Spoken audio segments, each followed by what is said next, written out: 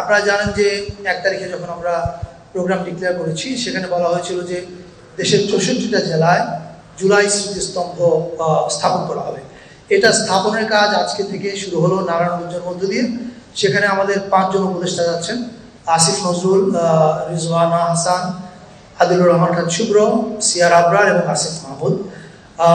এই 5 জন উপদেষ্টা ওখানে যাওয়াটা একটা বার্তা দেয় যে এটা আসলে আমাদের জন্য খুব সিরিয়াস কাজ, এবং আমরা বিশ্বাস করি নারায়ণগঞ্জে যেটা শুরু হলো 4 আগস্টের মধ্যে সারা দেশে এই স্মৃতিস্তম্ভের কাজ শেষ হবে।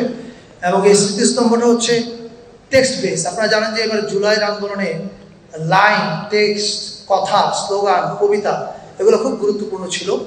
ওইগুলো দিয়েই এই স্মৃতিস্তম্ভটা তৈরি হচ্ছে। এছাড়া আপাতত আমি আর কি কিছু বলার আছে? আরেকটা কথা বলতে চাই, চিটাগংয়ে যারা আছেন এবং রংপুরে যারা আছেন তাদের উদ্দেশ্যে। আপনারা জানেন যে 16 জুলাই আমাদের জুলাই শহীদ দিবস। সেদিন আমাদের বেশ কয়েকজন উপদেষ্টা রংপুরে যাচ্ছেন বিশ্ববিদ্যালয়ে। ওখানে আবু সাইদ স্মরণ অনুষ্ঠান আছেন, তারা সেখানে অংশ নেবেন।